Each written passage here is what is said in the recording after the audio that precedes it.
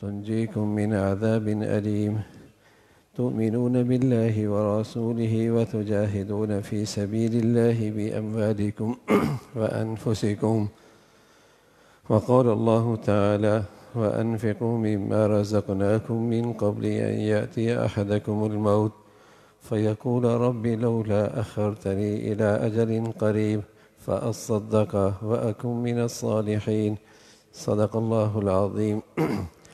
اللهم صل على سيدنا محمد وعلى آل سيدنا محمد وبارك وسلم. اللهم صل على سيدنا محمد النبي الأمي وعلى آله وأصحابه وسلم. میرے معزز مسلمان بزرگوں، عزیز بھائیوں، اللہ تعالیٰ کی عطا کردہ نعمتوں میں ایک نعمت مال بھی ہے. امرود ہے، یہ بھی اللہ کی ایک نعمت ہے. لیکن جب ہیضے کی وبا ہو، اطباء ڈاکٹر کہتے ہیں کہ اب اسے استعمال نہ کرو، اس کے اندر ہیضے کی جراثیم زیادہ ہو، جلدی پکڑ لیتے ہیں،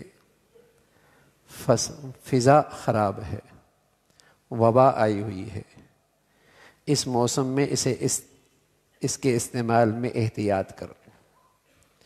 وہ امرود اپنی ذات میں تو برا نہیں ہے، اللہ کی نعمت ہے، پھل ہے، لیکن جب اس کے اندر فضا خراب ہو جائے تو وہ جراثیم کو جلدی پکڑ لیتا ہے. ایسے یہ مال بھی اللہ کی ایک نعمت ہے، لیکن اس کے مضرات سے بچنے کے لیے اللہ کے نبی صلی اللہ علیہ وسلم نے احتیاطی تدابیر بھی بتائی، ورنہ اس کے اندر بڑے زہریلے جراثیم بھی ہیں. پیارے رسول صلی اللہ علیہ وسلم فرمایا کرتے تھے لِكُلِّ أُمَّةٍ فِتْنَةٌ وَفِتْنَةُ أُمَّتِي الْمَالِ.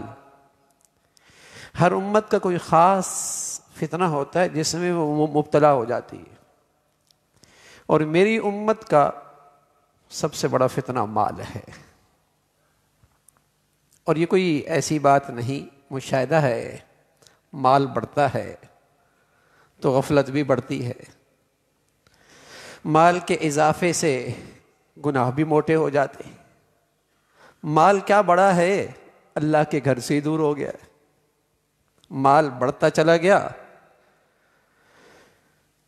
شراب نوشی، فحاشی، بدکاری، سود خوری، ریا، نام و نمود، دوسروں کو حقیر جاننا، یہ ساری بیماریاں یہ مال کی زیادتی ساتھ لایا. ساری گندگیاں بھی بڑھتی چلی گئی. یہ اللہ کی نعمت تھی، لیکن جب اس میں احتیاط نہ کی یہ فتنہ بن گیا. یہ تو ایسا نہیں تھا، اور یہ لوگ تو ایسے نہیں تھے جو آج نظر آ رہے ہیں. ہاں 30-40 سال پہلے اتنا مال نہیں تھا تو ایسے بھی نہیں تھے. جب یہ مال آیا تو فتنے بھی ساتھ لے کے آ گیا.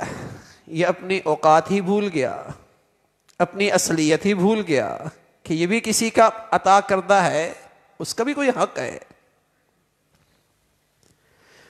تو مال اللہ کی طرف سے ایک نعمت تھی، لیکن اس کے حق میں یہ فتنہ بن گیا. اللہ کا گھر کا دروازہ ہی بھول گیا.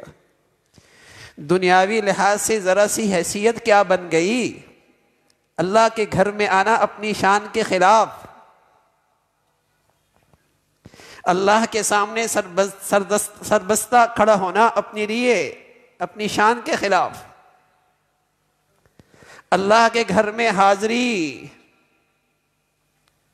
امام الانبیاء، اللہ کے بعد کوئی ہستی ہے تو محمد رسول اللہ.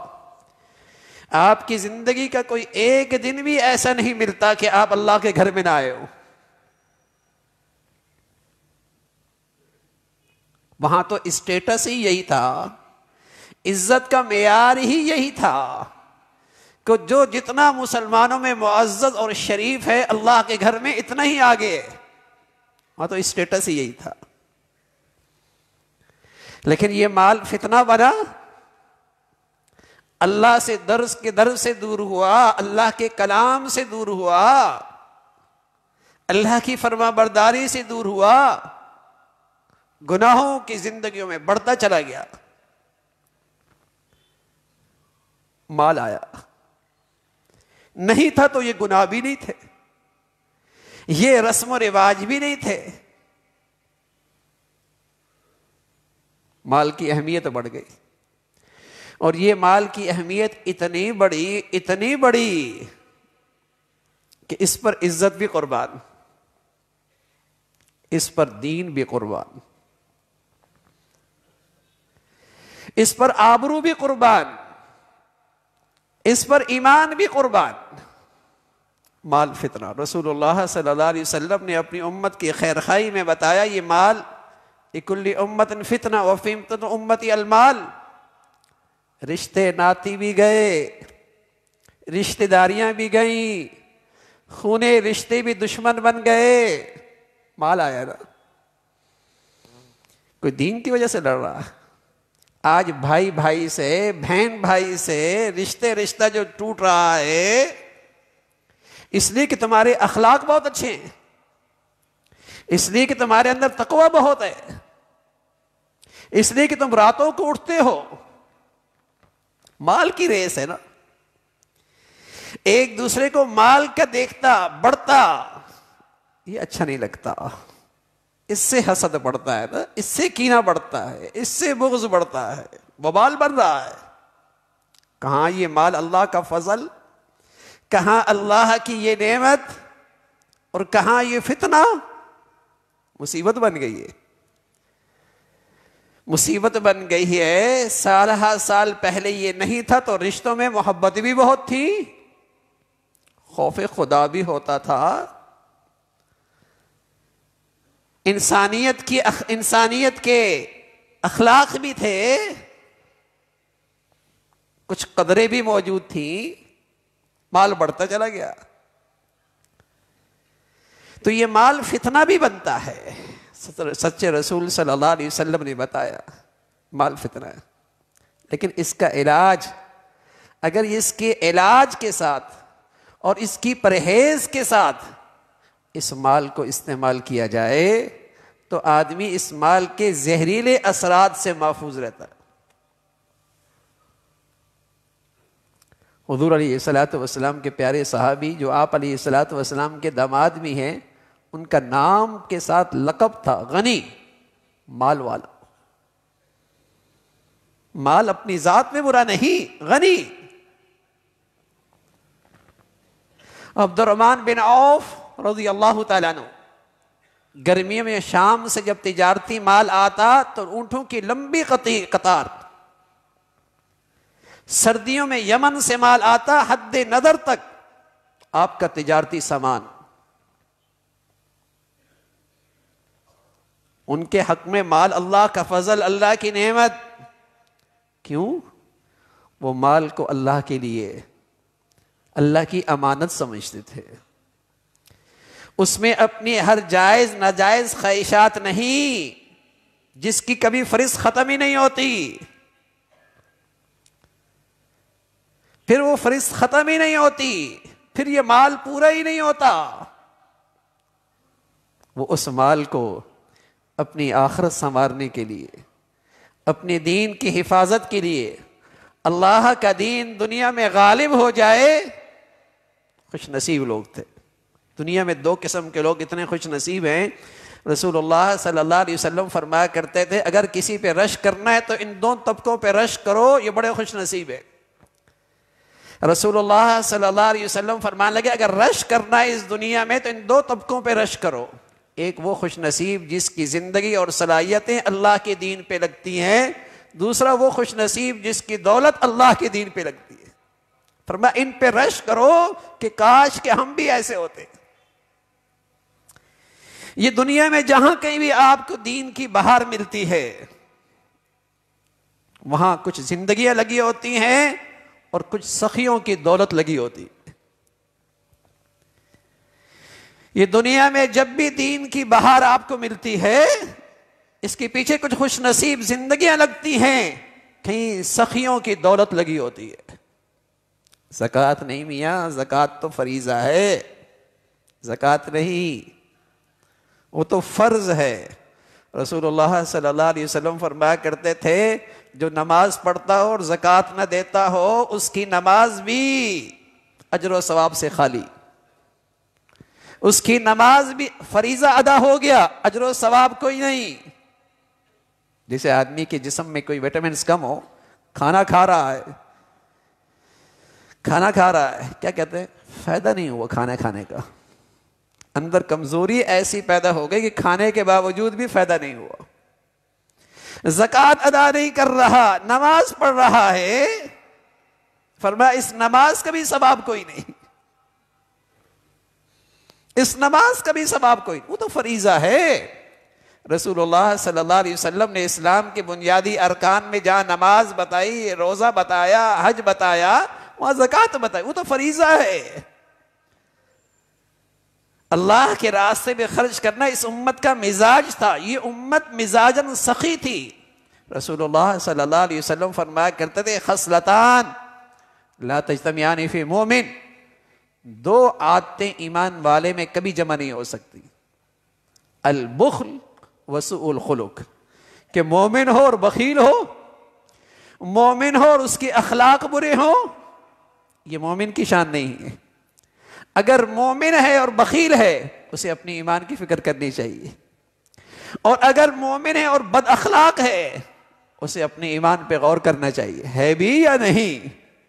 رسول اللہ صلی اللہ علیہ وسلم فرمانے لگے یہ دو چیزیں ایمان والوں میں نہیں آتی، کہ ایمان والا بھی ہو اور بد اخلاق بھی ہو، ایمان والا بھی ہو اور بخیل بھی ہو۔ یہ امت سخیوں کی امت رہی ہے، یہ امت مزاجن سخی رہی ہے۔ اللہ تعالیٰ فرماتے ہیں هل ادلکم علی تجارہ، ہم تم ایسی تجارت نہ بتائیں جس تجارت میں کبھی گھاٹا نہیں، اور اس میں دونوں چیزیں بتائیں، تمہاری جان اللہ کی دین پہ لگ جائے، تمہارا مال اللہ کی دین پہ لگ جائے۔ اور مال کا ذکر جان سے بھی پہلے ذکر فرمایا، اس لیے کہ جان ہر کوئی نہیں دے سکتا، مال تو غریب بھی اپنی حیثیت سے دے سکتا ہے، کمزور بھی اپنی حیثیت سے دے سکتا ہے، غریب بھی اپنی حیثیت سے دیکھتا ہے، عورت بھی اپنی حیثیت سے دے سکتی ہے، بوڑھی بھی اپنی حیثیت سے دے سکتی ہے، وہ اس عظیم تجارت سے کیوں محروم ہو؟ جان تو ہر کوئی نہیں دے سکتا، لیکن یہ مال کی تجارت تو غریب بھی دے سکتا ہے، کمزور بھی دے سکتا ہے، عورت بھی دے سکتی ہے، بوڑھا بھی دے سکتا ہے۔ هل ادلکم علی تجارہ تنجیکم من عذاب علیم، ہم تمہیں ایسی تجارت نہ بتائیں کہ دردناک عذاب سے محفوظ ہو جاؤ، اور اس تجارت میں گھاٹا کوئی نہیں، کہ تمہاری جان اور تمہارا مال اللہ کے دین پہ لگ جائے۔ جب مسلمانوں کے ہاں، مسلمانوں کی زندگی میں دین سب سے بڑی چیز ہوتی تھی، جب مسلمانوں کی زندگی میں دین سب سے بڑی چیز ہوتی تھی تو ان کی عزت بھی دین پہ قربان ہوا کرتی تھی، ان کی جان بھی دین پہ قربان ہوا کرتی تھی، ان کا مال بھی دین پہ قربان ہوا کرتا تھا۔ آدمی اپنی زندگی کا جائزہ لے سکتا ہے کہ یہ تینوں چیزیں آج کہاں خرچ ہو رہی ہے، تو اسے اندازہ ہو جائے گا اس کی زندگی میں ترجیح کس کو ہے، اس کی زندگی میں اہمیت کس چیز کی ہے۔ جب مسلمانوں کی رسول اللہ صلی اللہ علیہ وسلم فرمانے لگے اذا عظمت امتی الدنیا، جب میری امت میں دنیا بڑی چیز ہو جائے گی تو دین کی قدر و قیمت اس کے دلوں سے نکل جائے گی، پھر ہر چیز، اس کی عزت بھی، اس کی آبرو بھی، اس کی صلاحیتیں بھی، اس کی زندگی بھی اور اس کا مال بھی دنیا پہ لگے گا، اسی کی نمائش پہ لگے گا۔ یہ خواہشات اس کی پوری کوئی نہیں ہو رہی۔ اور جب زندگی میں دین بڑی چیز ہوتی تھی، اس کی عزت بھی اس کی خاطر قربان، اس کا مال بھی اس کی خاطر قربان، اور اس کی جان بھی اس کی خاطر قربان۔ اور یہ گھاٹے کا سودا نہیں ہے، یہ بڑا نفع کا سودا ہے۔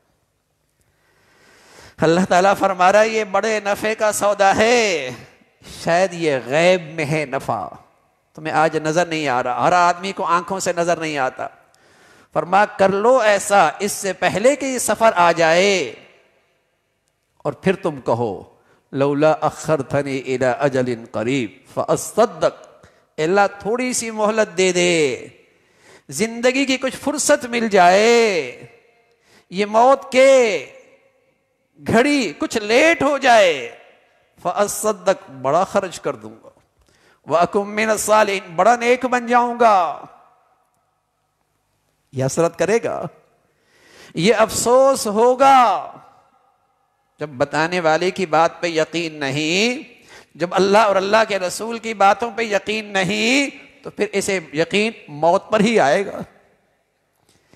جب اسے بتانے والے پہ یقین نہیں، اللہ اور اللہ کے رسول کے ارشادات پہ یقین نہیں، تو پھر اسے موت ہی یقین دہانی کرائے گی، موت ہی سے یقین آئے گا اور کہے گا وَلَئِ، اے اللہ مہلت دے دے، فَأَصَّدَّقَ، بڑا صدقہ کروں گا، بڑا نیک بن جاؤں گا۔